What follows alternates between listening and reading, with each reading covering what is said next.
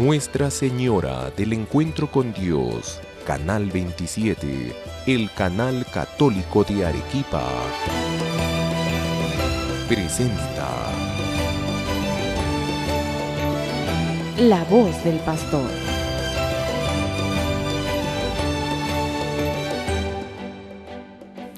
Queridos hermanos y hermanas, continuamos con nuestro estudio reflexivo, contemplativo de la doctrina de la Iglesia, que está condensada en este catecismo de la Iglesia Católica.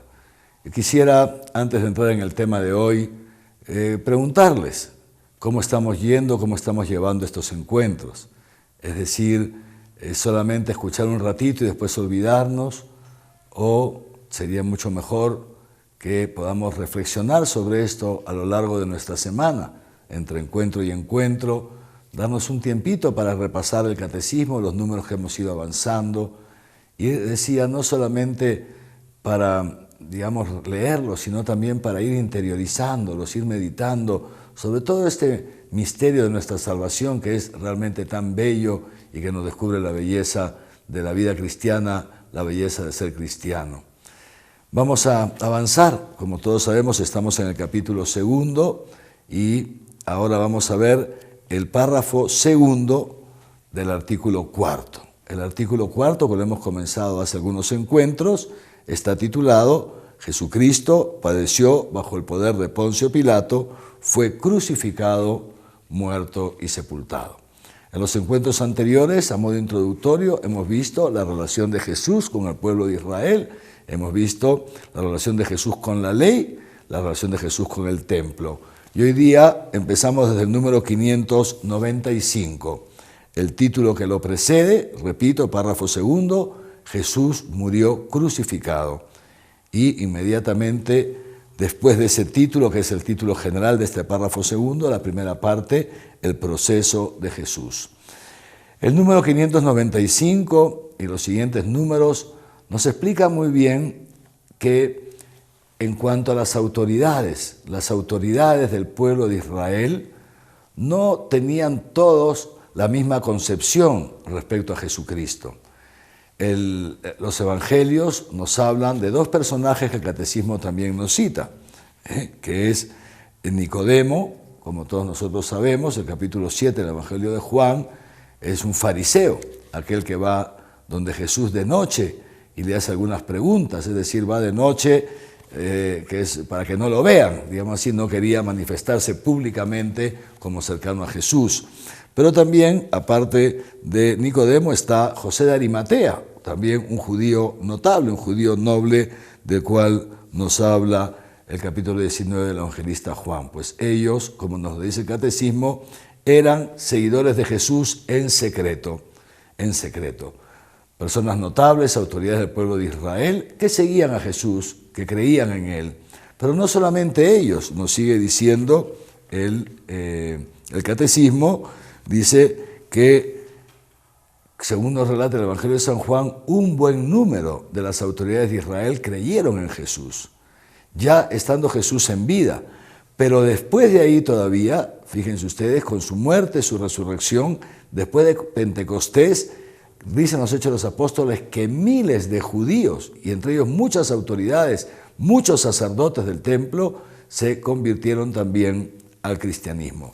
Es decir, pues, queridos hermanos y hermanas, que las autoridades mismas del pueblo de Israel estaban como divididas con respecto a su apreciación y a su fe en Jesús de Nazaret. Es cierto también que habían otras autoridades que sí, que rechazaron a Jesús, nos lo dice el número 596. Por ejemplo, los fariseos amenazaron de excomunión a los que siguieran a Jesús. Nos lo cita el catecismo, el Evangelio de Juan, el capítulo 9. Los amenazaron, a los judíos que seguían a Jesús, los amenazaron con excomulgarlos del pueblo de Israel. Y luego, también, como sabemos, Caifás, el sumo sacerdote, o sea, la máxima autoridad entre los sacerdotes de Israel, propuso que era mejor que muriera uno y no que muriera todo el pueblo. ¿Por qué? Porque había esta creencia en algunos sectores, y esto fue muy manipulado además, Había esta creencia de que Jesús estaría preparando una revolución destinada a que el pueblo de Israel se independizase del yugo del Imperio Romano. No nos olvidemos que en la época de Jesús el pueblo de Israel estaba subyugado, había sido invadido, dominado por el Imperio Romano. Entonces había este temor de que Jesús fuera un revolucionario y justamente por eso, fíjense ustedes, lo terminan condenando como un sedicioso, prácticamente como un sedicioso, como uno que se quería levantar contra el emperador de Roma y también contra las autoridades del pueblo de Israel. Así pues, por un lado la parte política, por otro lado la parte religiosa. Lo acusan a Jesús, ha dicho que destruirá el templo, cuando Jesús nunca había dicho eso. Lo que Jesús había dicho es, destruyan este templo y yo lo reconstruiré en 3 días. Y dice San Juan, se refería al templo de su cuerpo. Él nunca había dicho que destruiría el templo de Israel. Pero sí es cierto que esta fue una de las calumnias que le hicieron y que fue una de las razones por las cuales se le siguió el proceso. Pero sabemos también que cuando Pilato se quiere lavar las manos, ¿no es cierto? Pilato intercede por Jesús para que no lo maten, para que no se le siga este juicio, este proceso que se le estaba siguiendo, intercede por Jesús. Pilatos intenta dejarlo libre. ¿Por qué? Porque Pilatos en el fondo sabía que este era un hombre inocente, no ha encontrado ningún delito en él, dice, ningún delito en él. Y la presión que le hacen a Pilatos es entonces, si tú estás a favor de Jesús, estás en contra del César, de la autoridad política. En fin, entonces ciertamente, repito, hay algunas autoridades del pueblo de Israel que están en contra de Jesús por distintas razones. Otras están a favor y al final, lamentablemente, no lo defienden del todo, pero otras sí están en contra. Ahora, ¿qué significa esto, queridos hermanos? Lo mismo que pasa con las autoridades, en general pasaba con el pueblo de Israel. Muchos lo siguieron a Jesús, muchos lo siguieron a Jesús. Entonces, fíjense qué bien lo que nos dice el Catecismo en el número 597, no podemos decir que los judíos sean colectivamente responsables de la muerte de Jesús. Tantas veces se ha acusado de esto al pueblo de Israel en tiempos pasados, que han sido los judíos los que lo mataron y que el pueblo de Israel no sé qué, y esto no es así. Había muchos que lo seguían, muchos que creyeron en él, aunque lamentablemente en el momento, digamos así, definitivo, no tuvieron la valentía de defenderlo como hubiéramos deseado todos, ¿no? Pero esto no significa que el pueblo en general, aun cuando hubo esa muchedumbre, que si no lo relatan los evangelios, que gritaban, crucifícale, crucifícale, pero también nos lo explica muy bien nuestro catecismo, lo pueden ir leyendo ustedes con más calma, nos explica muy bien el catecismo que buena parte de esta muchedumbre fue manipulada de distintas maneras. Esto pasa también hasta nuestros días. Cualquiera de nosotros que ve alguna vez esas revoluciones sociales que hay, que pasan en los noticieros, levantamientos sociales contra una norma que da el gobierno o una inversión que se quiere hacer o ahí o allá, muchísima gente cree que esto está mal y sí, ciertamente, pues hacen sus manifestaciones sabiendo que están haciendo, pero muchas veces son unos cuantos dirigentes que manipulan a todo un pueblo. Con distintas razones o falsas razones, con mentiras, etcétera, etcétera. Algo de esto pasó también, o mucho de esto pasó en este proceso y en esta muerte de Jesús. El pueblo de Israel, podemos decir que buena parte fue manipulado por unas cuantas autoridades. Por eso no se puede responsabilizar a todo el pueblo de Israel de la muerte de Jesús. Dice así la parte final del número 597. Tanto es así que la Iglesia ha declarado en el Concilio Vaticano II, lo que se perpetró en su pasión, en la pasión de Jesús, no puede ser imputado indistintamente a todos los judíos que vivían entonces, ni mucho menos a los judíos de hoy, por supuesto. No se ha de señalar a los judíos como reprobados por Dios y malditos, como si tal cosa se dedujera a la Sagrada Escritura. No, la verdad es otra, es todo lo contrario, que el pueblo de Israel es el pueblo elegido por Dios, queridos hermanos y hermanas.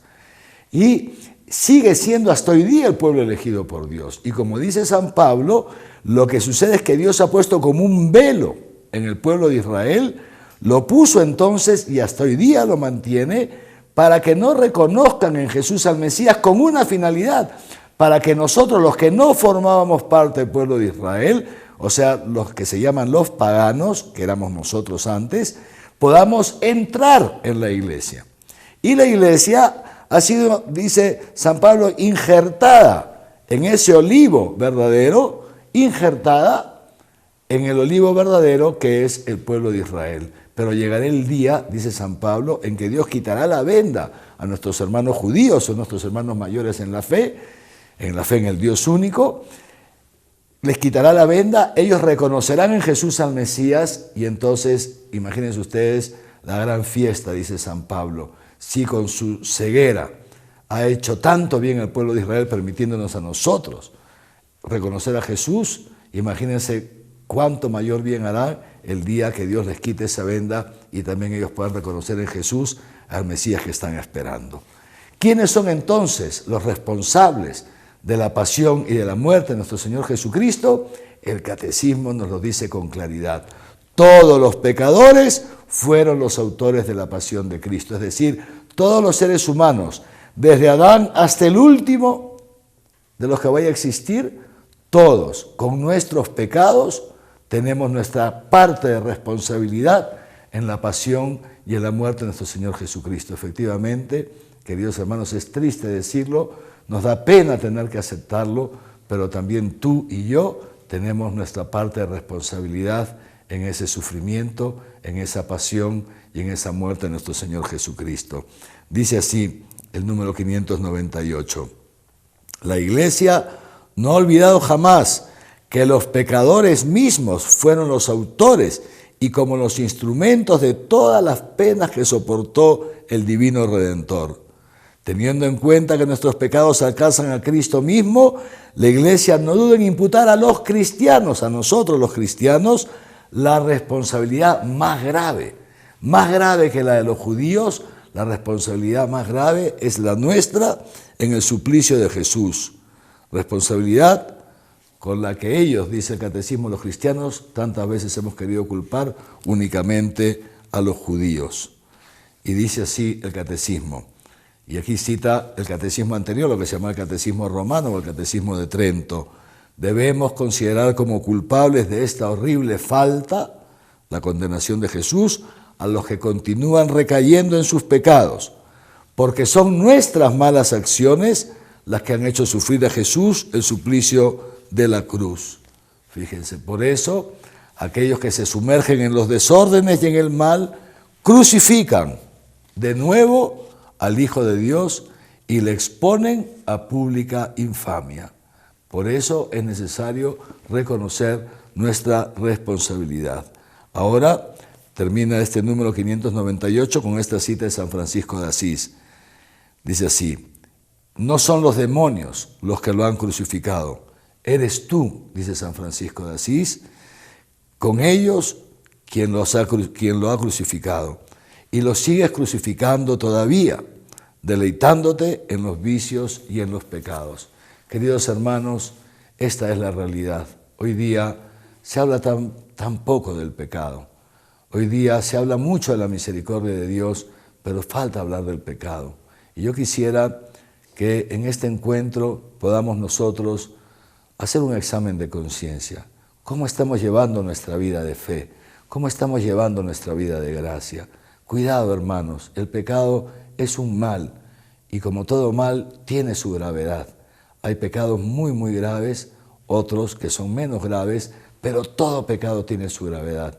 Y todo pecado implica una participación nuestra personal de aquel quien comete el pecado, una participación personal en la pasión de nuestro Señor Jesucristo y en su suplicio. Nosotros hemos conocido el amor de Dios y por eso hemos creído en Él. Dice San Juan, hemos conocido el amor de Dios. Tú y yo conocemos el amor de Dios, que no se cansa de perdonarnos, que ha dado su Hijo al mundo para el perdón de nuestros pecados. Que sea este amor el que nos mueva a andar con más cuidado en nuestra vida. Que sepamos cuidar nuestra lengua de la maledicencia, del juicio, de hablar mal de los demás. Que sepamos cuidar nuestra mente de pensamientos impuros, de pensamientos perversos, de desear el mal a la gente. Que sepamos tratar con cariño, con amor a los demás. Que sepamos vivir con honestidad, cumplir con nuestras responsabilidades ante Dios y ante los hombres. Que sepamos decir siempre la verdad, nunca mentir. Que vivamos nuestras relaciones íntimas, conyugales, con santidad y sin hacer perversiones, etcétera, etcétera. Es decir, vivamos como buenos cristianos. No añadamos nosotros más sufrimientos a la pasión de Cristo. No seamos nosotros quienes en esta generación lo volvamos a crucificar. Le pedimos perdón al Señor por nuestros pecados. Le suplicamos que nos envíe su gracia y su misericordia para que podamos confesarnos bien y con el firme propósito de no volver a pecar. Le pedimos también la gracia para que podamos mantener este propósito. Señor, no quiero pecar, no quiero ser un mal esposo, una mala esposa, un mal hijo, un mal padre, un mal hermano, un mal amigo, un mal vecino. Quiero ser una buena mujer, una buena esposa, una buena madre, una buena hija. Señor, danos la gracia para poder ser buenos cristianos, para poder ponerte flores y no ponerte espinas en esa cabecita que tanto has sufrido, para poder curar tus llagas y para no hacerlas más profundas y más dolorosas. Amén. Que los bendiga Dios Todopoderoso, Padre, Hijo y Espíritu Santo, y que su bendición les acompañe siempre. Muchas gracias.